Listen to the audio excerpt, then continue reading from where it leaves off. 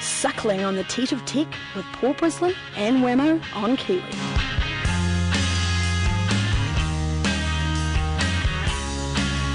Yes, I thought I'd bring back the music for good old times. I love it. Yeah. You know, Back to the Future and all. It's a little flash from the past. I do like the guitar riff. That's excellent. It is nice. I need that as a ringtone. I so do. Yeah, well, that can be arranged. Yeah, just quietly off air. Yes, with the voiceover as well, every time it rings, suckling on the teat of tech.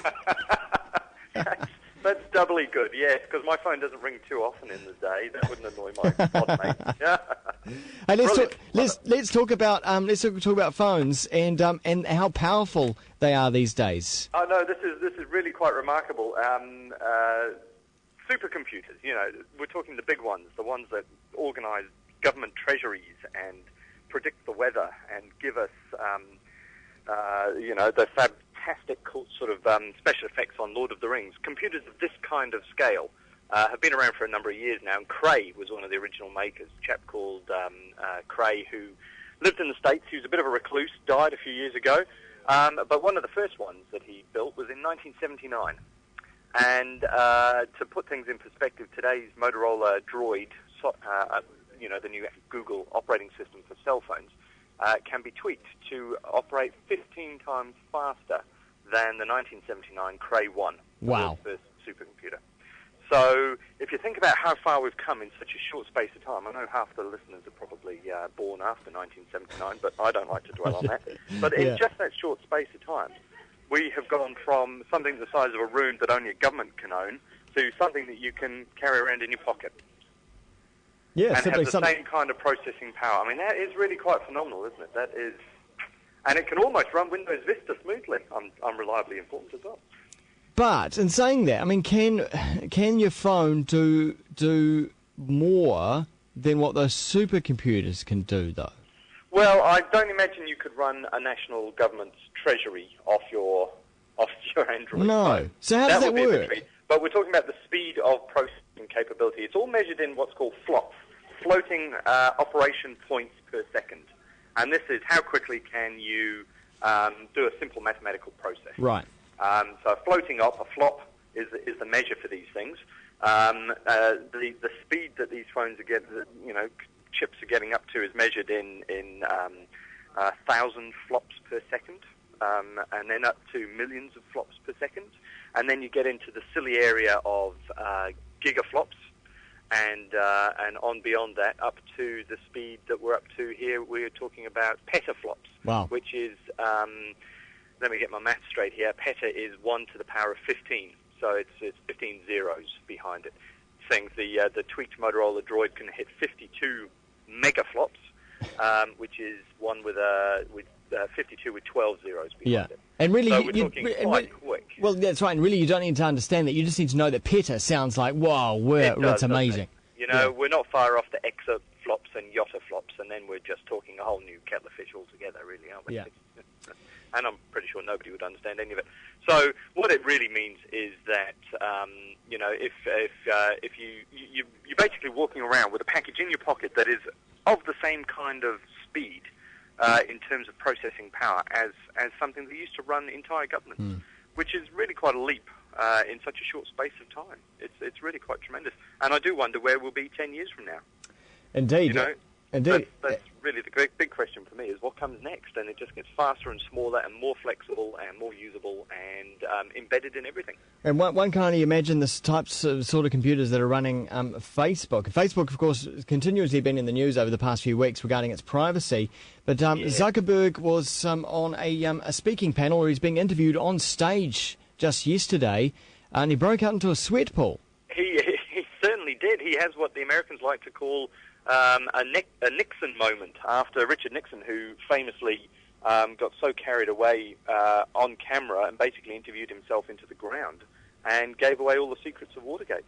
This is Zuckerberg's Nixon moment, standing on stage, asked a question about privacy that he not only didn't answer, he basically began to babble. He became quite flushed. They said you could see beads of sweat rolling down his face. All the people in the crowd were happily tweeting about how outraged it was, and they were really quite concerned about the whole thing. and it's all down to privacy. And for Facebook, this is possibly their biggest issue. It's very easy to put a lot of information on Facebook and make it stupidly widely available. And Facebook haven't done enough to address users' concerns over this kind of issue. Yeah. Now, I was thinking about the fact that he had such difficulty on stage, and then I realised he's only 26. He is just a young guy. That's right, and he is a young guy who's a geek, and the geek culture is such that everything's black and white. And these guys they're billionaires. They are billionaires at the age of 26 from doing what people said you shouldn't do. So when somebody in the organisation would say, Mr. Zuckerberg, I really think we ought to address this privacy thing because it's really getting to be a big issue. I can well imagine it. He'd sit there going, no, don't be ridiculous. Yeah. I'm quite comfortable with the level of privacy control. Therefore, that's all that needs to be said and done. We're all good, thanks. Move along. And then when he goes out in the real world, of course, and people ask awkward questions, and they don't stop asking awkward questions, and then they write nasty stories about his company. Yeah. I think he's really run smack into the world of reality, which says you've actually got to convince people. It's not simply a matter of showing them the facts as you see them. You actually have to convince people that what you're doing is the right thing for them. Otherwise, there's nothing to stop them arriving on your website, and there's nothing to stop them leaving either. Exactly. And you found yourself arriving on Facebook this week after a long hiatus. I did. I had a Facebook page probably a couple of years ago. Gave up on it as being far too much like hard work to maintain it. Couldn't be bothered with it, so I shut it all down. And it's quite a process to shut down a Facebook page. You have to jump backwards through quite a lot of hoops to convince Facebook you no longer want to play and you want your data removed. And it says, when you shut it down, if you ever want to restart it again, do let us know and we'll set it all back up for you. And I thought, well, that's nice. I'm reasonably confident the information's removed from the public sphere, but it's still available should I want to. Well, somebody sent me a link to some photos the other day. I clicked on the link, and it happened to be to their Facebook page. And the next thing I know, Facebook is welcoming me back. Congratulations, you've restarted your account. Everything's back in place. It's all public. Suddenly I'm getting messages from everybody who used to be connected to this page because they, of course, have all been notified that suddenly I'm back on Facebook. Yeah. When all I wanted to do was have a look at the photos of somebody's kids that they'd sent through.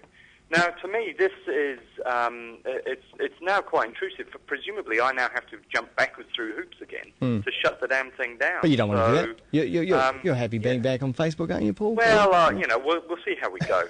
It strikes me that Facebook is the internet for people that don't want to go out into the internet. I'm a Twitter man now, so it's 140 characters or nothing. So. Zuckerberg wants to know all your secrets, Paul. He does.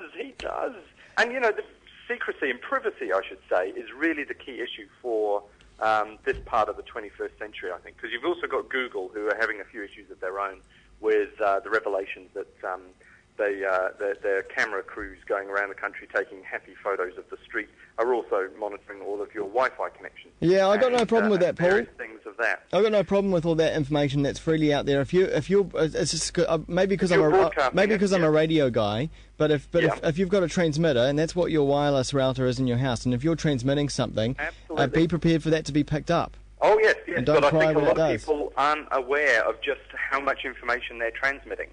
It's a bit like the company's office. You can look up a company at the company's office for free and get the details for the directors of that company, including their home addresses. Now, I think a lot of directors would be shocked to discover just how easy it is for inquiring junior reporters, and indeed anybody with an internet connection, to go and find out all their personal information. It's true. They've freely given that information, and you're quite right. I think it's more about awareness than it is about actual concern about privacy itself. Yes. But this is a big issue. Companies need to address it. If they're handling your personal information, they need to do so in a manner that you're comfortable with. Hey, Paul, just quickly before we go, I just want to tell you about, because yesterday I got to play with an iPad, only the second iPad that I got to fondle for a couple of minutes. Oh, they are very nice, aren't they? They are, and I went to go see this demo for a company called LogMeIn, which do remote desktop stuff. So I think most people are familiar with this, that where you're controlling a computer that may not be in the same room, it could be on the other side of the world, and that mouse is moving around on that screen. Exactly. Well, they've developed an application for the iPad where you can do the same thing. You can log in to your computer at home or your business or wherever via your iPad and control and control that computer, whether it be over wireless or over 3G or however you're connected. So if I need to support my auntie down in Cambridge, I could set up ahead of time and do it all from my iPad. So next time she gets a virus and doesn't know what she's doing when she's deleting things, I can actually do it for her. Exactly, and I think that's one of the big main uses for something like this. So you can help Auntie Mavis sort out those problems.